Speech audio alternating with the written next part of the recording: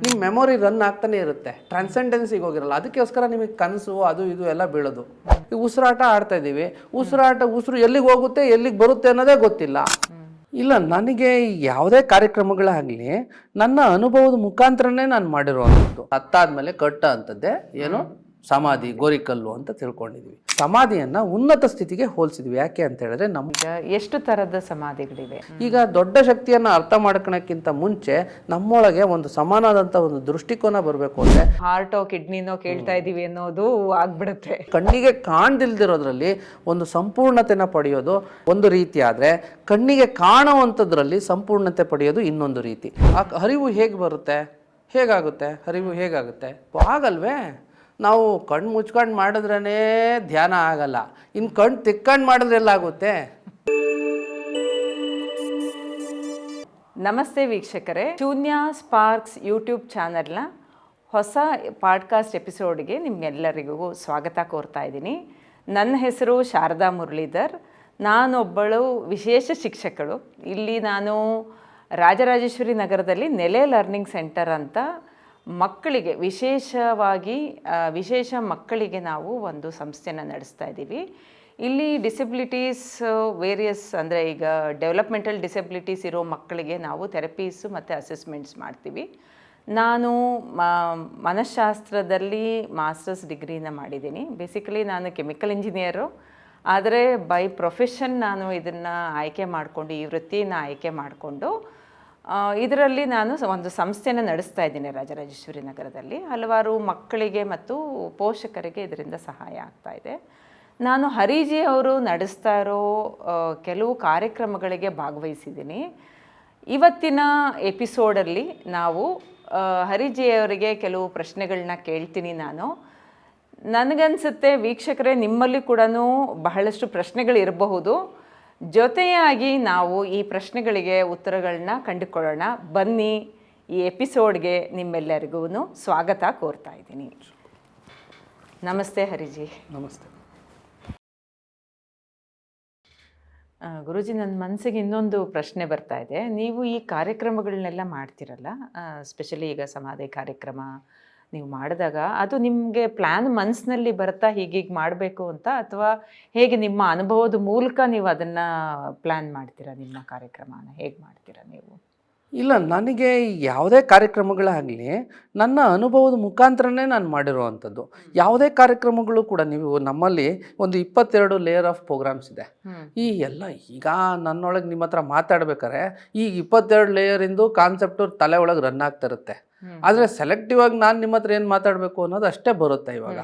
So ಇದು ಇದು ಒಳಗಡೆ ಇರೋವಂಥ ವಿಚಾರ, ಇದನ್ನ ಸೆಲೆಕ್ಟಿವ್ ಆಗಿ ತಗೊಂಡು ಮಾಡೋದಕ್ಕೆ ಆಯಾ ಅನುಭವಗಳಿಗೆ ಹೋಗಿ ಅಲ್ಲಿ ಪ್ರತಿಯೊಂದು ದೃಷ್ಟಿಕೋನವನ್ನು ನೋಡಿ, ಈಗ ನಾನು ನಿಮಗೆ ವಿಕಾಸ ಆದಿಯಾಗಿ ಹೇಳಬೇಕು ಅಂದರೆ, ಅಥವಾ ಸಮಾಧಿಯ ಆದಿಯಾಗಿ ಹೇಳಬೇಕು ಅಂದರೆ, ಒಬ್ಬ ಮನುಷ್ಯ ನಿಜವಾದಂಥ ಸಮಾಧಿ ಸ್ಥಿತಿಯನ್ನು ಹೇಗೆ ಹೊಂದೋದು, ಅವನು ಸಮಾಧಿಯನ್ನು ಹೇಗೆ ಪಡೆಯೋ ಅಂಥದ್ದು. ಈಗ ಸಮಾಧಿ ಎಂದಿದ ತಕ್ಷಣ ನಾರ್ಮಲ್ ಆಗಿ ಏನು ತಿಳ್ಕೊಂತಾರೆ ಜನಗಳು ಏನು ತಿಳ್ಕೊಂತಾರೆ? ಅದೇನೆ ಸಮಾಧಿ ಮಾಡೋದು ಅಥವಾ ಸಮಾಧಿ ಆದ್ರು ಅಂತ ಹೇಳ್ತಾರೆ. ಅಂದ್ರೆ ಭೌತಿಕ ದೇಹಕ್ಕೇನೆ ಸೀಮಿತವಾಗಿರುತ್ತೆ ಅಂದ್ರೆ ಸಮಾಧಿ ಅಂದ್ರೆ. ಇನ್ನೊಂದು ಏನು ಹೇಳ್ಬೋದು ಅಂತಂದರೆ, ನಾನು ಇನ್ನೊಂದು ದೈವತ್ವದಲ್ಲಿ ಇವ್ರ ಮನಸ್ಸು ಅಲ್ಲಿ ಲೀನ ಆಗೋಯ್ತು ಅನ್ನೋದಕ್ಕೂ ಸಮಾಧಿ ಅಂತ ಹೇಳ್ತಾರೆ. ಅಂದರೆ ನನಗೆ ತಿಳಿದ ಮಟ್ಟಿಗೆ ನಾನು ಹೇಳ್ತಾ ಇದ್ದೀನಿ. ಸಾಮಾನ್ಯವಾಗಿ ಅದೇ ಇದೆ ಎಲ್ಲರ ಥರ. ಈಗ ಸಮಾಧಿ ಅಂದರೆ ಒಂದು ನಾರ್ಮಲ್ ಪರ್ಸೆಪ್ಷನಲ್ಲಿ ಜನಗಳಿಗೇನು ಸತ್ತಾದ್ಮೇಲೆ ಕಟ್ಟ ಅಂತದ್ದೇ ಏನು ಸಮಾಧಿ, ಗೋರಿಕಲ್ಲು ಅಂತ ತಿಳ್ಕೊಂಡಿದ್ವಿ ಸಾಮಾನ್ಯವಾಗಿ. ನೋಡಿ, ಹೀಗೆ ಇದನ್ನು ಅರ್ಥ ಮಾಡಿಕೊಂಡ್ರೆ ಯೋಗದಲ್ಲಿ ಉನ್ನತವಾದಂತಹ ಸ್ಥಿತಿನ ಸಮಾಧಿ ಅಂತ ಕರೆದಿದ್ದೀವಿ. ಉನ್ನತ ಧಾರಣಾ ಧ್ಯಾನ ಸಮಾಧಿ ಅಷ್ಟಾಂಗ ಯೋಗಗಳಲ್ಲಿ ಫಸ್ಟಿಂದ ಧಾರಣಾ ಧ್ಯಾನ ಸಮಾಧಿ ಅಂತ ಹೇಳಿದ್ರೆ ಫಸ್ಟು ಯಮ ನಿಯಮ ಆಸನ ಪ್ರಾಣಾಯಾಮ ಪ್ರತ್ಯಾಹಾರ ಧಾರಣಾ ಧ್ಯಾನ ಸಮಾಧಿ ಅಂತ ಮಾಡಿದ್ದೀವಿ. ಈ ಸಮಾಧಿಯನ್ನು ಉನ್ನತ ಸ್ಥಿತಿಗೆ ಹೋಲಿಸಿದ್ವಿ. ಯಾಕೆ ಅಂತ ಹೇಳಿದ್ರೆ ನಮ್ಮೊಳಗಿರ್ತಕ್ಕಂತಹ ದೈವತ್ವ ಒಂದು ಶಕ್ತಿ ನಮ್ಮ ಪರಮಾತ್ಮನಲ್ಲಿ ಲೀನ ಆಗುವಂಥ ಒಂದು ವ್ಯವಸ್ಥೆ ಅದು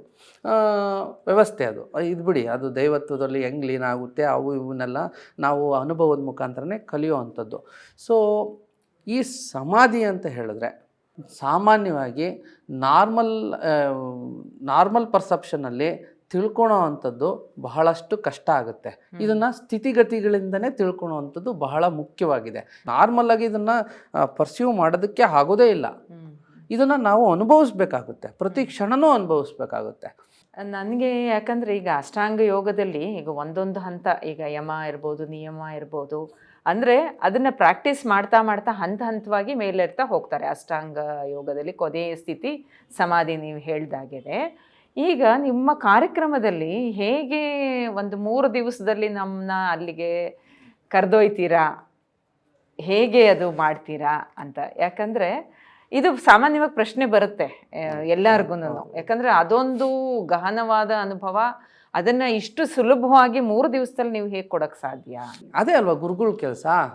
ಈ ಗುರುಗಳ ಕೆಲಸ ಏನು? ನಿಮಗೆ ಕಷ್ಟ ಆಗಿರೋದನ್ನ ಸುಲಭ ಮಾಡೋದೇ ಗುರುಗಳ ಕೆಲಸ. ಅದನ್ನು ನಾವು ಮಾಡಿದ್ದೀವಿ.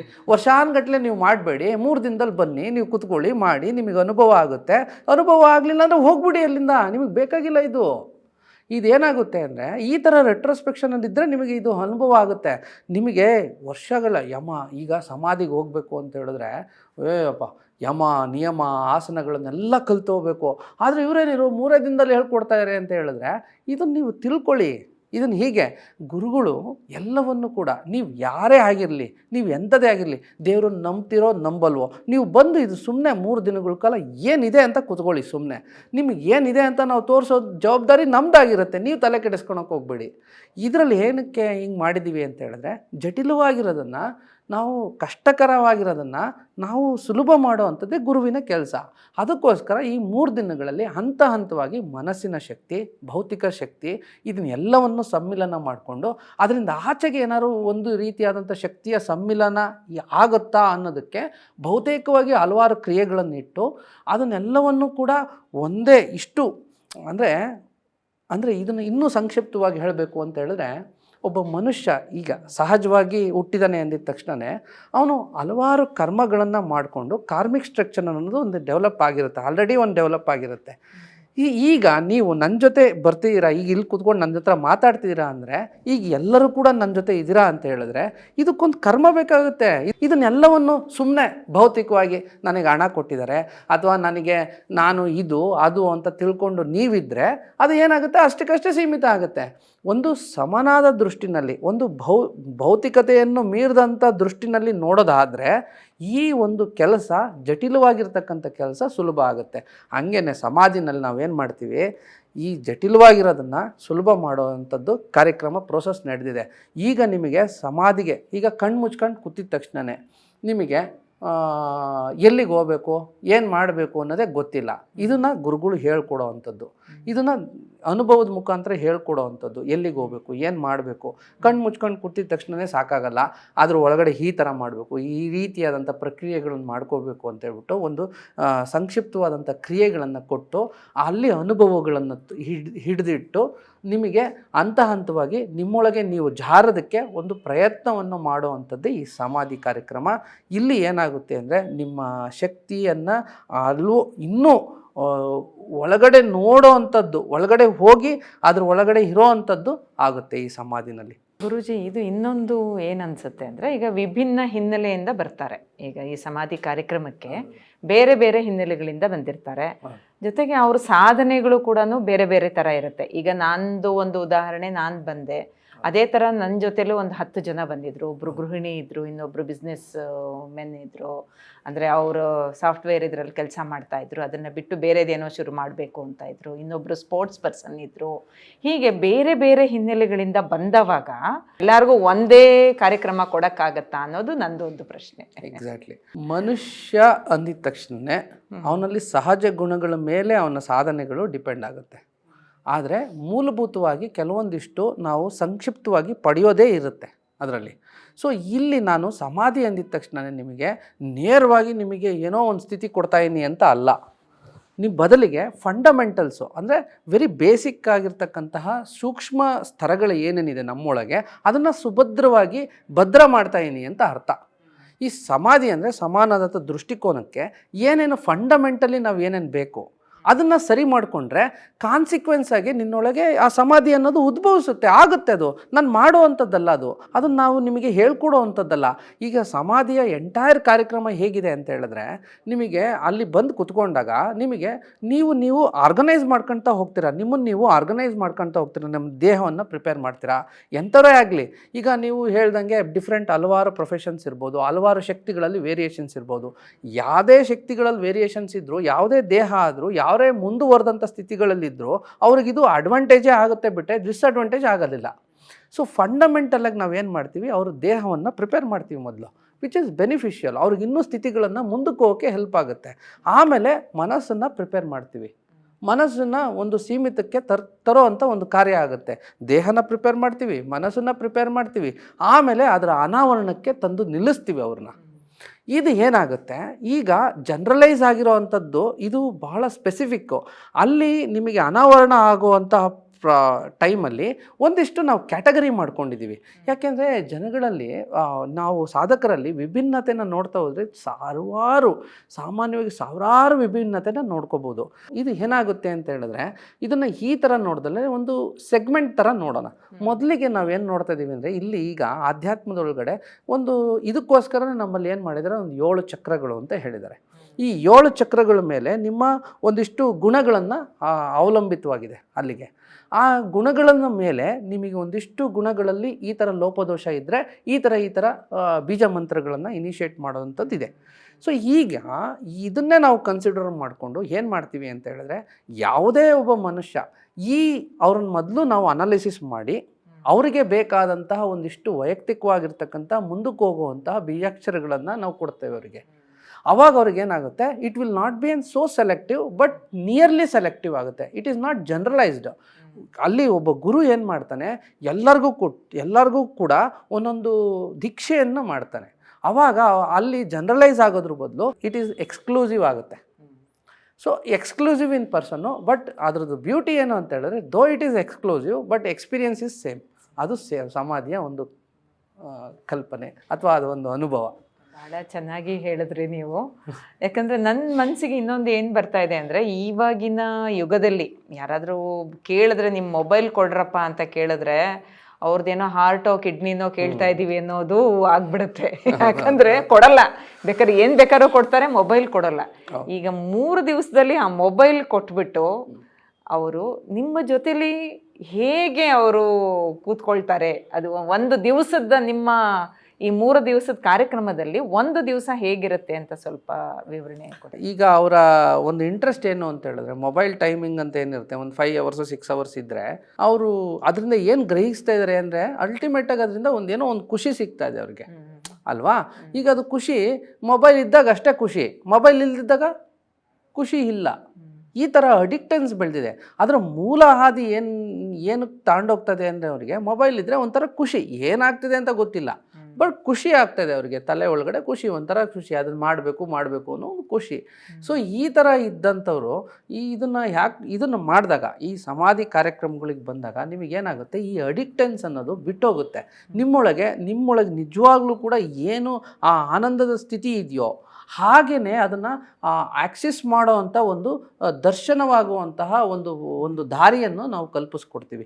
ಈಗ ಹೇಗೆ ನಿಮಗೆ ಒಂದು ಮೂವಿ ನೋಡಿದ್ರೆ ಸಂತೋಷ ಆಗುತ್ತೆ, ಒಂದು ಮೊಬೈಲ್ ನೋಡ್ಕೊತ ಒಂದು ಇನ್ಸ್ಟಾಗ್ರಾಮ್ ನೋಡ್ಕೊತ ಇದು ಹೇಗೆ ಸಂತೋಷ ಪಡ್ತೀರೋ, ಇದನ್ನು ಹೀಗೇ ಸಹಜವಾಗಿದ್ದೇ ನೀವು ಖುಷಿಯಾಗಿರ್ಬೋದು ಅಂತ ಹೇಳೋದೇ ಈ ಸಮಾಧಿ ಕಾರ್ಯಕ್ರಮದ ಒಂದು ಕಲ್ಪನೆ. ಅಂದರೆ ವಸ್ತುಗಳ ಅವಲಂಬನೆ ಬಿಟ್ಟುಬಿಡುತ್ತೆ ನಮ್ಮ ಖುಷಿಗೋಸ್ಕರ. ಎಕ್ಸಾಕ್ಟ್. ಅಲ್ಪ ಸಂತೋಷ ಬಿಟ್ಟು ಶಾಶ್ವತ ಸಂತೋಷದ ಕಡೆಗೆ, ಆನಂದದ ಕಡೆಗೆ ಮನಸ್ಸು ಬರ್ತದೆ. ಗುರುಜಿ, ಶೂನ್ಯಕ್ಕೂ ಸಮಾಧಿಗೂ ಏನು ಸಂಬಂಧ? ಇದು ದೊಡ್ಡ ಕ್ವಶನ್ನೇ. ನೋಡಿ, ಶೂನ್ಯ ಅಂತ ಹೇಳಿದ್ರೆ ಈ ಅನಂತವಾಗಿರ್ತಕ್ಕಂಥ ಶಕ್ತಿ, ಅಸ್ತಿತ್ವ ಇರೋ ಅಂಥದ್ದು, ಅಸ್ತಿತ್ವ ಇಲ್ಲದಿರೋ ಅಂಥದ್ದು, ಇದನ್ನೆಲ್ಲವನ್ನು ಹಿಡಿದಿಟ್ಕೊಂಡಿರೋದು ಒಂದು ಶೂನ್ಯವಾಗಿರ್ತಕ್ಕಂಥ ಒಂದು ಶಕ್ತಿ. ಈ ಶಕ್ತಿನ ಅರ್ಥ ಮಾಡ್ಕೊಳ್ಳೋಕ್ಕೆ ಒಂದು ಸ್ಥಿತಿ ಬೇಕು, ಅದೇ ಶೂನ್ಯ. ಈ ಸ್ಥಿತಿನ ಹಿಡ್ದಿಟ್ಕೊಳ್ಳೋದಕ್ಕೆ ನಮಗೆ ಅಷ್ಟು ಈಸಿ ಆಗಲ್ಲ. ಈ ಶೂನ್ಯನ ಹೆಂಗೆ ಹಿಡ್ದಿಟ್ಕೊತೀರಾ? ಸ್ಥಿತಿಯನ್ನು ಹೇಗೆ ಪಡಿತೀರಾ? ಈ ಸ್ಥಿತಿಯನ್ನು ಪಡೆಯೋದಕ್ಕೋಸ್ಕರ ಸಮಾಧಿ ಅಂದರೆ ದಾರಿ. ಈಗ ಹೌದು, ಎಕ್ಸಾಕ್ಟ್ಲಿ. ಈ ಸ್ಥಿತಿ ಅನ್ನೋದೇನಿದೆ, ಶೂನ್ಯ ಸ್ಥಿತಿ ಅನ್ನೋದೇನಿದೆ, ಅದನ್ನು ನಾವು ಪಡೆಯೋ ಅಂಥದ್ದು, ಅದನ್ನು ಅನುಭವಕ್ಕೆ ತರೋ ಅಂಥದ್ದು, ಅದನ್ನು ಎಲ್ಲವನ್ನೂ ಕೂಡ ಗ್ರಹಿಸೋ ಅಂಥದ್ದು. ಈ ಏನು ಕಣ್ಣಿಗೆ ಕಾಣುತ್ತೆ, ಈ ಕಣ್ಣಿಗೆ ಕಾಣದಿಲ್ದಿರೋದು ಎಲ್ಲವನ್ನೂ ಕೂಡ ನಮ್ಮ ಗ್ರಹಿಕೆಗೆ ತಗೊಳ್ಳೋ ಅಂಥದ್ದಕ್ಕೆ, ಎಲ್ಲವನ್ನೂ ಕೂಡ ನೋಡೋದಕ್ಕೆ ನಮಗೊಂದು ಸ್ಥಿತಿ ಬೇಕಾಗುತ್ತೆ. ಈ ಸ್ಥಿತಿ ಅನ್ನೋದೇನಿದೆ ಅದು ಶೂನ್ಯದ ಸ್ಥಿತಿನೇ ಆಗಿರುತ್ತೆ, ಅದು ಶೂನ್ಯ. ಆ ಸ್ಥಿತಿಯನ್ನು ಅನುಭವಕ್ಕೆ ತಗೋಬೇಕು ಅಂತೇಳಿದ್ರೆ ನಮಗೆ ಬೇಕಾಗಿರೋವಂಥದ್ದೇ ಸಮಾಧಿಯ ಪ್ರಕ್ರಿಯೆಗಳು. ಈ ಸಮಾಧಿಯ ಪ್ರಕ್ರಿಯೆಗಳು ಏನಾಗುತ್ತೆ ಅಂದರೆ ನಮಗೆ ಅನುಭವಕ್ಕೆ, ನಮಗೆ ಕಣ್ಣಿಗೆ ಕಾಣೋ ಅಂಥದ್ದು. ಈಗ ನಮಗೆ ದೇಹ ಮನಸ್ಸು ಕಣ್ಣಿಗೆ ಕಾಣ್ತಾ ಇದೆ, ನಮ್ಮ ಹತ್ರ ಇದೆ, ನಾವು ಇದನ್ನು ಪಡಿತಾ ಇದ್ದೀವಿ. ಆದರೆ ಕಣ್ಣಿಗೆ ಕಾಣ್ದಿಲ್ದಿರೋ ಅಂಥದ್ದು ಎಷ್ಟೋ ಶಕ್ತಿಗಳು ನಮ್ಮ ಆಚೆ ಈಚೆ ಎಲ್ಲ ಕಡೆನೂ ಇದೆ. ಈಗ ನಮಗೆ ಉಸಿರಾಟ ಆಡ್ತಾ ಇದ್ದೀವಿ, ಉಸಿರು ಎಲ್ಲಿಗೆ ಹೋಗುತ್ತೆ ಎಲ್ಲಿಗೆ ಬರುತ್ತೆ ಅನ್ನೋದೇ ಗೊತ್ತಿಲ್ಲ. ಇದು ಯಾವಾಗ ನಿಲ್ಲುತ್ತೆ ಅನ್ನೋದು ಗೊತ್ತಿಲ್ಲ. ಇದೆಲ್ಲವೂ ಕೂಡ ಕಣ್ಣಿಗೆ ಕಾಣೋದಿಲ್ಲ. ಬಟ್ ಆದರೆ ಇದು ನಡೀತಿಲ್ವೋ? ಸೊ ಅದಕ್ಕೋಸ್ಕರ ಇದನ್ನೆಲ್ಲವನ್ನು ಕೂಡ ಇದು ಇಲ್ಲ ಅಂತ ನಾವು ಅಂದ್ಕೊಂಡು ಸುಮ್ಮನೆ ಬಾಯಿರ್ಕವಾಗಿ ಸುಮ್ಮನೆ ಇರ್ಬೋದು ಬೇರೆ. ಆದರೆ ಅದೆಲ್ಲವೂ ಇದೆ ಒಂದು ಕಡೆ, ಅದನ್ನು ನಾವು ಆ್ಯಕ್ಸೆಸ್ ಮಾಡಬೇಕಷ್ಟೆ. ಸೊ ಇದನ್ನು ಎಲ್ಲವನ್ನು ಹೇಗೆ ಪಡಿಬೇಕು ಅಂತ ಹೇಳಿದ್ರೆ ಇದನ್ನೆಲ್ಲವನ್ನು ಭಾಳ ಈ ನಾರ್ಮಲ್ ನಮ್ಮ ಪ್ರಜ್ಞೆಯಿಂದ ಈ ಥರದಲ್ಲಿ ಪಡೆಯೋದಕ್ಕಾಗೋದಿಲ್ಲ. ಅದಕ್ಕೊಂದು ಸ್ಥಿತಿ ಬೇಕಾಗುತ್ತೆ. ಅದನ್ನೇ ನಾವು ಸಮಾಧಿ ಅಂತ ಕರಿತೀವಿ. ಸ್ಥಿತಿನ ಜಾಗರೂಕತೆ ಮಾಡೋ ಅಂಥದ್ದೇ ಸಮಾಧಿ.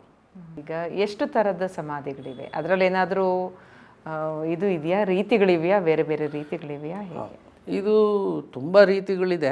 ಆದರೆ ನಾನು ನಿಮಗೆ ಎರಡೇ ಥರದ್ದು ಹೇಳ್ತೀನಿ. ಸವಿಕಲ್ಪ ಸಮಾಧಿ ಅಂತ ಹೇಳಿದ್ರೆ ಒಂದು ಆಬ್ಜೆಕ್ಟಿಫೈ, ಅಂದರೆ ನಾವು ಇರೋದನ್ನು, ಅಂದರೆ ಆಕಾರವಿರೋದನ್ನು ನೋಡಿ ಅದ್ರ ಒಳಗಡೆ ಶಕ್ತಿ ಇರೋದು ಹೇಗೆ ಇದೆ ಅನ್ನೋದನ್ನು ಧಾರಣೆ ಮಾಡಿಕೊಂಡು ಅದನ್ನು ಗ್ರಹಿಸೋ ಅಂಥದ್ದು ಒಂದು ರೀತಿ. ಆದರೆ ನಿರ್ವಿಕಲ್ಪ ಸಮಾಧಿ ಅಂದರೆ ಈಗ ಶಕ್ತಿನೇ ನಿಮಗೆ ಗೊತ್ತೇ ಇಲ್ಲ, ಕಣ್ಣಿಗೆ ಕಾಣದೇ ಇಲ್ಲ, ಆದರೂ ಕೂಡ ಅದರಲ್ಲಿ ಶಕ್ತಿ ಇದೆ ಅಂತ ತಿಳ್ಕೊಂಡು ಆ ಶಕ್ತಿಯನ್ನು ಆವಾಹನೆ ಮಾಡಿಕೊಂಡು ಅದರಲ್ಲಿ ಸ್ಥಿತಿಗತಿಗಳನ್ನು ನಾವು ನೋಡೋ ಅಂಥದ್ದು, ಅದರಲ್ಲಿ ಉತ್ತುಂಗದ ಸ್ಥಿತಿಗೆ ಹೋಗುವಂಥದ್ದು, ಅದರ ಸಂಪೂರ್ಣತೆನ ಅರ್ಥ ಮಾಡ್ಕೊಳೋದು. ನಿರ್ವಿಕಲ್ಪ ಅಂದರೆ ಕಣ್ಣಿಗೆ ಕಾಣದಿಲ್ದಿರೋದ್ರಲ್ಲಿ ಒಂದು ಸಂಪೂರ್ಣತೆನ ಪಡೆಯೋದು ಒಂದು ರೀತಿ. ಆದರೆ ಕಣ್ಣಿಗೆ ಕಾಣುವಂಥದ್ರಲ್ಲಿ ಸಂಪೂರ್ಣತೆ ಪಡೆಯೋದು ಇನ್ನೊಂದು ರೀತಿ. ಇದನ್ನು ನಾವು ಇದನ್ನೆಲ್ಲವನ್ನು ಒಂದು ರೀತಿಯಾಗಿ ಅನುಭವಕ್ಕೆ ತರಬೇಕು ಅಂದರೆ ಇದನ್ನು ಮಾಮೂಲು ಸ್ಥಿತಿ, ಈ ಪ್ರಜ್ಞಾವಂತ ಸ್ಥಿತಿನಲ್ಲಿದ್ದರೆ ಸಾಧ್ಯವೇ ಇಲ್ಲ. ಈ ಪ್ರಜ್ಞೆಗೆ ಅಷ್ಟು ಎಲ್ಲದನ್ನು ಹಿಡಿದಿಟ್ಕೊಳ್ಳೋಷ್ಟು ಕೆಪಾಸಿಟಿ ಇಲ್ಲ. ಅದಕ್ಕೋಸ್ಕರ ನಾವೇನು ಮಾಡ್ತೇವೆ, ಇದಕ್ಕೊಂದು ಸ್ಥಿತಿನೇ ಬೇಕಾಗುತ್ತೆ. ಅವರು ಯಾವಾಗಲೂ ಕೂಡ ನಿದ್ರೆಯ ಸ್ಥಿತಿ ಮತ್ತು ನಿದ್ರೆಯ ಸ್ಥಿತಿ, ಪ್ರಜ್ಞೆಯ ಸ್ಥಿತಿ, ಈ ಮೂರೂ ಸ್ಥಿತಿಗಳು ಜಾಗರೂಕತೆ ಆಗಿರಬೇಕು ನಮಗೆ.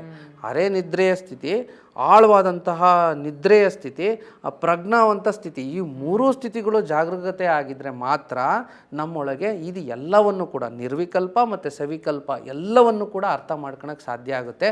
ಇಲ್ಲ ಅಂದರೆ ಆಗಲ್ಲ. ಇದನ್ನೇ ನಾವು ಸಮಾಧಿ ಸ್ಥಿತಿ ಅಂತ ಹೇಳ್ತೀವಿ. ಗುರುಜಿ, ಇನ್ನೊಂದು, ಈಗ ಭಕ್ತಿಯ ಉತ್ತುಂಗಕ್ಕೆ ಹೋದಾಗ ಈಗ ಭಾವ ಸಮಾಧಿ ಅಂದರೆ ಈಗ ಮೀರಾಬಾಯಿ ಕೃಷ್ಣನ ಪ್ರಾರ್ಥಿಸ್ತಾ ಇದ್ದಾಗ ಅವಳ ಭಾವನೆ ಅಂದರೆ ಎಲ್ಲನೂ ಕೃಷ್ಣನೇ ಅಂತ ಹೋಗ್ತಾಳೆ. ಆಗ ಅದು ನೀವು ಸವಿಕಲ್ಪ ಸಮಾಧಿ ಅಂತ ಹೇಳ್ತೀರಾ? ಅದನ್ನು ನಾನು ಒಂದು ಸ್ವಲ್ಪ ಡಿಕೋಡ್ ಮಾಡೋದಾದರೆ, ಈಗ ಒಂದು ಸಮಾಧಿ ಅಂತ ಆದ್ರೆ, ಒಂದು ಸಮಾಧಿ ಒಬ್ಬ ಮನುಷ್ಯನಿಗೆ ಏನೋ ಒಂದು ಸಮಾಧಿ ಅನ್ನೋದೊಂದು ಪ್ರಕ್ರಿಯೆಗಳು ಅವನೊಳಗೆ ಹೋದರೆ ಮೊದಲು ಏನು ಮಾಡ್ತಾರೆ, ಅವನು ಈ ಕಾಲ ಅನ್ನೋದೇನಿದೆ ಅದನ್ನು ಮರೆತು ಬಿಡ್ತಾನೆ.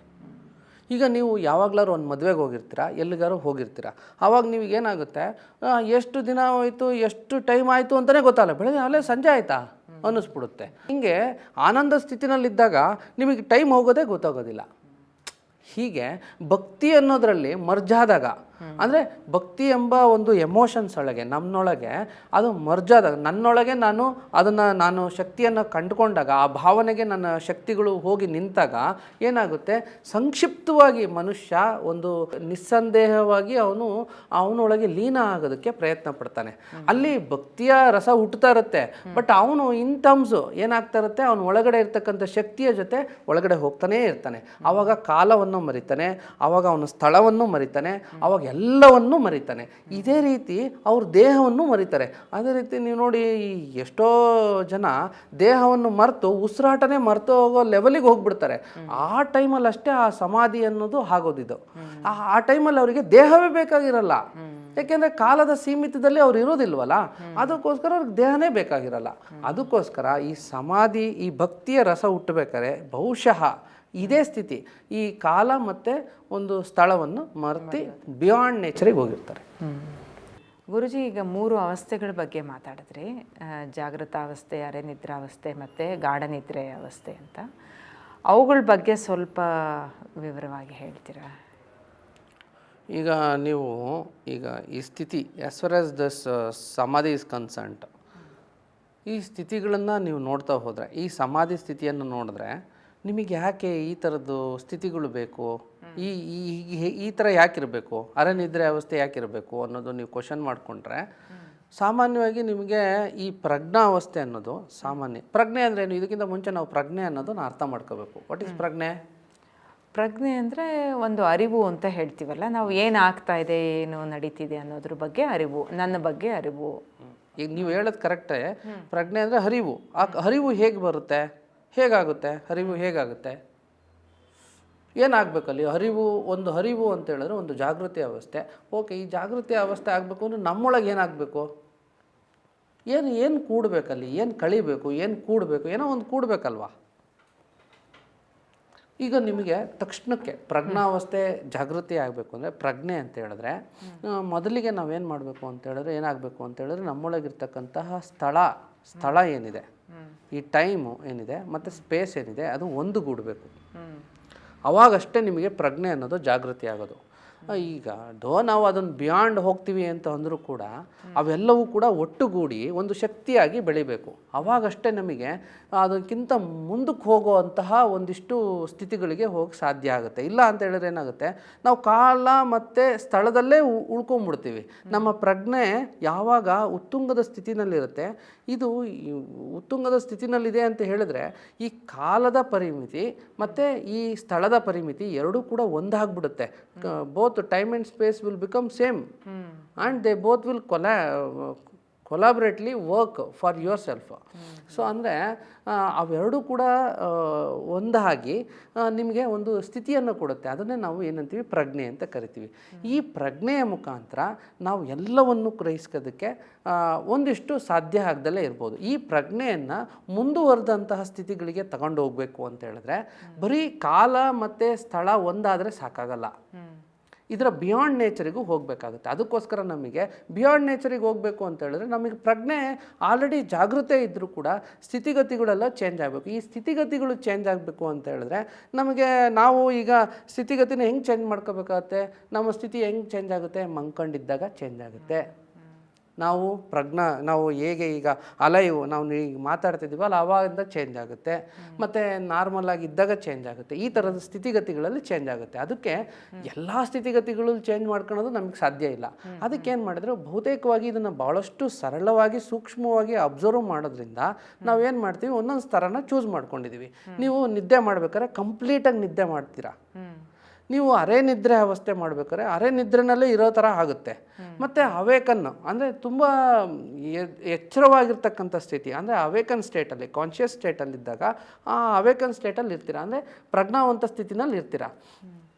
ಈ ಒಂದು ಸ್ಥಿತಿಗಳಲ್ಲಿ ಮಾತ್ರ ಈ ಟೈಮ್ ಆ್ಯಂಡ್ ಸ್ಪೇಸ್ ಅಂತ ಏನಿರುತ್ತಲ್ಲ, ಇದನ್ನು ಮೀರೋ ಅಂತಹ ಒಂದಿಷ್ಟು ಸ್ಥಿತಿಗಳಿಗೆ ಹೋಗಬಹುದಾದಂತಹ ಒಂದಿಷ್ಟು ವ್ಯವಧಾನಗಳು, ಒಂದು ಪ್ರಕ್ರಿಯೆಗಳನ್ನು ನಾವು ಮಾಡಿದ್ದೇ ಆದಲ್ಲಿ ನಮಗೆ ಸಮಾಧಿ ಅನ್ನೋದು ಬಹಳ ಈಸಿ ಆಗುತ್ತೆ.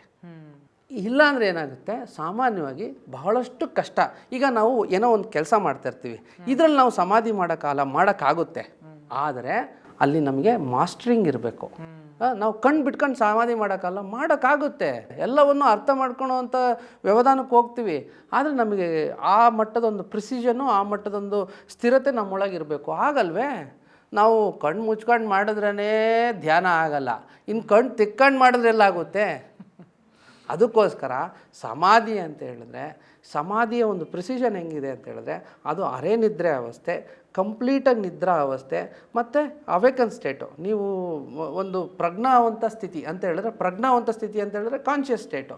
ಈ ಸ್ಥಿತಿಗಳಲ್ಲಿ ನಿಮ್ಮ ಪ್ರಜ್ಞೆ ಅನ್ನೋದು ಯಾವ ಥರ ಒಂದು ಟ್ರಾನ್ಸೆಂಡೆನ್ಸ್ ಆಗುತ್ತೋ, ಕಾಲವನ್ನು ಮರೆತು ಸ್ಥಳವನ್ನು ಮರೆಯುತ್ತೋ ಅವಾಗ, ಅಂದರೆ ನಾವು ಅನ್ಕಾನ್ಷಿಯಸ್ ಆಗಿರ್ತೀವಲ್ಲ, ನಾವು ಕಾಲವನ್ನು ಮರ್ತಿರ್ತೀವಲ್ಲ ಅಂದರೆ, ಇಲ್ಲ ಮರ್ತಿರಲ್ಲ, ನೀವು ಸುಮ್ಮನೆ ಅಲ್ಲಿ ಪ್ರಜ್ಞೆ ಇರಾಗಿ ಮಂಕೊಂಡಿರ್ತೀರ ಅಷ್ಟೇ. ನಿಮ್ಮ ಮೆಮೊರಿ ರನ್ ಆಗ್ತಾನೆ ಇರುತ್ತೆ, ಟ್ರಾನ್ಸೆಂಡೆನ್ಸಿಗೆ ಹೋಗಿರಲ್ಲ. ಅದಕ್ಕೋಸ್ಕರ ನಿಮಗೆ ಕನಸು ಅದು ಇದು ಎಲ್ಲ ಬೀಳೋದು. ಅರ್ಥ ಆಗ್ತಿದತ್ತಾ? ಸೊ ನೀವೀಗ ಅಲ್ಲೂ ಕೂಡ ನೀವು ಮಂಕೊಂಡಿರಿ, ನೀವು ಡೀಪರ್ ಸ್ಲೀಪಲ್ಲೂ ಕೂಡ ನಿಮ್ಮದು ಟ್ರಾನ್ಸೆಂಡೆನ್ಸ್ ಅಂದರೆ ನಿಮ್ಮ ಬದಲಾವಣೆಗಳು ನಿಮ್ಮನ್ನು ಭೌತಿಕ ಶರೀರದಕ್ಕಷ್ಟೇ ಅಂದರೆ ಟೈಮ್ ಆ್ಯಂಡ್ ಸ್ಪೇಸಿಗೆ ಸೀಮಿತ ಆಗ್ದಲೇ ಅದನ್ನು ಮುಂದುವರೆದಂಥ ಹೋಗಿ ಸ್ಥಿತಿಗಳಿಗೆ ಹೋಗಿ ನೋಡೋವಂಥದ್ದು ಆಗಿರಬೇಕಾಗತ್ತೆ. ಸೊ ಆ ಜಾಗರೂಕತೆ ಅವಸ್ಥೆ ನಮ್ಮೊಳಗೆ ಬಂದಾಗ ಹಂತವಾಗಿ ಬಂದಾಗ ನಮಗೆ ಸಮಾಧಿ ಅನ್ನೋದು ಸೃಷ್ಟಿಯಾಗುತ್ತೆ. ಅದನ್ನು ಈಸಿಯಾಗಿ ನಾವು ಈ ಹಂತಗಳಲ್ಲಿ ಎಲ್ಲವನ್ನೂ ಕೂಡ ಬದಲಾವಣೆ ಮಾಡ್ತವೆ. ಈ 3 ಸ್ಥಿತಿಗಳಲ್ಲಿ ನಮ್ಮ ಒಂದು ಪ್ರಜ್ಞಾವಸ್ಥೆ ಜಾಗರೂಕತೆ ಆದರೆ ನಮಗೆ ಸಮಾಧಿ ಸ್ಥಿತಿ ಅನ್ನೋದು ಬರುತ್ತೆ.